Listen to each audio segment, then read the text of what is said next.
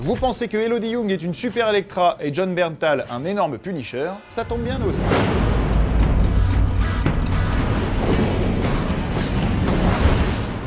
Hier dans Fanzone, la team Metropolis répondait à vos questions autour de Batman vs Superman, emmené par Henry Cavill, qui, vous l'avez vu, est un petit peu lapidaire dans ses réponses, c'est-à-dire qu'il est rapide le Superman. Aujourd'hui, place à la team Gotham, en tout cas ceux qui ne sont pas dans l'entourage proche de Superman. J'ai donc nommé Ben Batman Affleck, Gal Wonder Woman Gadot et Jesse Lex Luthor Heisenberg, et vous allez voir, eux, ils prennent un peu plus de temps pour répondre. Et on commence par Ben Affleck, qui répond à une question d'Omega Storm. Ce Batman vs Superman a-t-il un petit goût de revanche sur un certain Daredevil? I definitely, after Daredevil, I had a bad taste in my mouth from, I wanted to make a movie. I really want that movie to work, and I was disappointed with how it turned out. I thought it was mediocre, and I felt like I wanted to do a movie in this genre that works. And now, unlike 12 years ago with Daredevil or whatever, people are really investing in these movies and understand that they can be good movies, not just sort of costume B movies. And I wanted to this is based in a comic book that's always been my favorite and from one of my favorite artists. And I thought it would be a movie that I thought I'd be able to make a movie that adults would be interested in and that kids could also like, and I hadn't done a movie like that. This Batman, we're finding him later down in his career, so he's a little bit more jaded and disillusioned and maybe a little bit more cynical. He's a little bit darker. He's maybe started to go over the edge a little bit into darkness, and he needs to be kind of pulled back. Place à Jesse Eisenberg, qui présente son Lex Luthor à la demande de Romano 31. This guy, Chris, wrote a really incredible character. Chris is a really, well-educated guy as well as a really talented artist, and so the confluence of his academic background and his artistry came together in a really nice way for my character, who's a really bright guy, but horrible. He's probably a classic kind of two-faced character. He has his public persona, which is charming and genial and fun, and then he has this private, paranoid, dark, suspicious, self-hating, other-hating, xenophobic guy. And I think those two sides are often part of the same person. It's a fun character to play because it's always fresh. It's not playing a character with kind of one trait. So in terms of other stuff that I'd like to do, I don't want to give anything away in the movie, but the character kind of slowly evolves into something else over the course of the movie and towards the end of the movie, so it'd be interesting to explore that side of him. Et on termine par l'atout-charme de la future Justice League. J'ai nommé Gal Gadot, qui a troqué les gros cylindrés de Fast and Furious pour l'armure de Wonder Woman, et The Mystic Flash sera ravi d'apprendre que sa question a inspiré la dame. Everything Wonder Woman stands for, I stand for. She's all about love, equality, passion, truth and justice. She's such a whole lot of a woman, and she inspires me, and I just love her.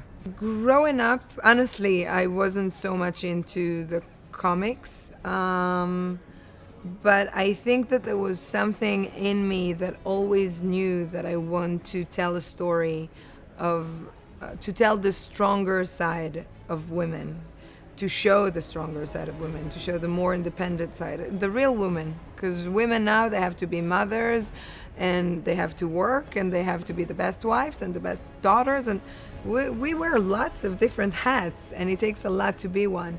And I always wanted to tell that story. Little did I know that I would land Wonder Woman. And it's amazing, and I'm super grateful for it. Bon, vous le savez forcément, mais on vous le rappelle au cas où, c'est ce mercredi que sort en salle Batman vs Superman, l'aube de la justice, un film dont on vous rabat les oreilles depuis le 21 juillet 2013. Je le sais, j'ai vérifié. Alors en attendant votre séance, n'hésitez pas à écouter ou réécouter l'émission Qui vive de Raphaël Enthoven à télécharger sur le site d'Europe 1. Il y aborde l'affrontement entre Batman et Superman sous l'angle philosophique, et c'est vachement intéressant. Demain, on vous donne rendez-vous avec Zack Snyder qui répondra à plein de vos questions. Et tout de suite, on termine avec Ben Affleck qui nous parle de son avenir sous le costume du Chevalier Noir. This movie I judged because I thought the script was really good and because I knew the director could do a good job bringing it to life cinematically, and would use the same criterion, going forward. Justice League is written by Chris Terrio, and it's also, I think, really smart and cool, and And beyond that, we'll just have to see. Aussi attendu que l'équipe de Civil War au Grand Rex, voici les news en bref. Après la COP 21, place au COP 5. C'est le scénariste David Koepp qui sera en effet chargé de plancher sur Indiana Jones 5, qui devrait marquer à 77 ans l'ultime chasse au trésor d'Harrison Ford sous le fedora mythique de l'archéologue. Le tout sous la direction de Steven Spielberg, rappelons-le. Alors David Koepp, c'est l'auteur de Jurassic Park, Spider-Man, La Guerre des Mondes, Panic Room, Mission Impossible 1, Hypnose ou L'Impasse. Bien. Mais David Koepp, c'est aussi l'auteur de The Ryan Initiative, Charlie Mordecai, Zathura ou Indiana Jones et le Royaume du Crâne de Cristal. Et là, on est obligé de dire, pas bien. Donc on croise donc les doigts pour que Indy 5 ait droit à un good cop et pas à un bad cop. Que va faire David Ayer après la Suicide Squad, annoncée avec une classification PG-13 ? Eh bien, retrouver son Deadshot Will Smith pour Bright, un gros projet fantastique estimé à 80 millions de dollars et attendu en exclusivité sur Netflix, dont il s'agira du projet le plus ambitieux à ce jour. Basé sur un scénario de Max Landis, à qui on doit notamment Chronicle, le film suivra la vie d'un policier orc dans une ville moderne teintée de fantastique. Prometteur et de quoi satisfaire les fans de fantasy qui se seront fait les crocs sur Warcraft le commencement.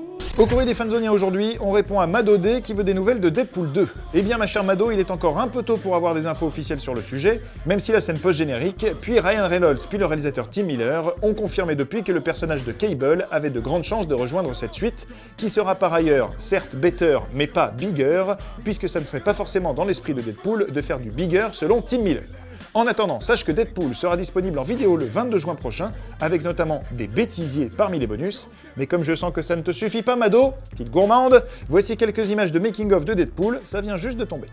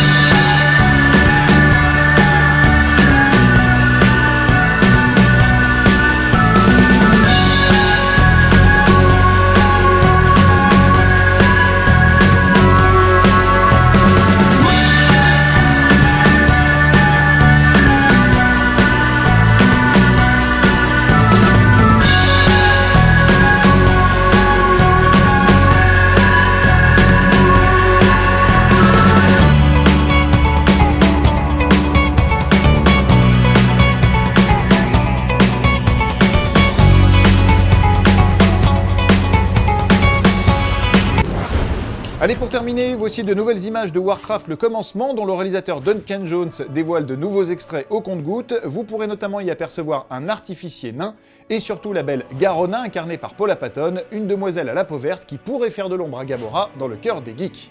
Alors préparez votre épée bâtarde, vos codes de mailles et vos healers, on est parti pour une bataille épique. Enjoy et à demain avec Mathilde.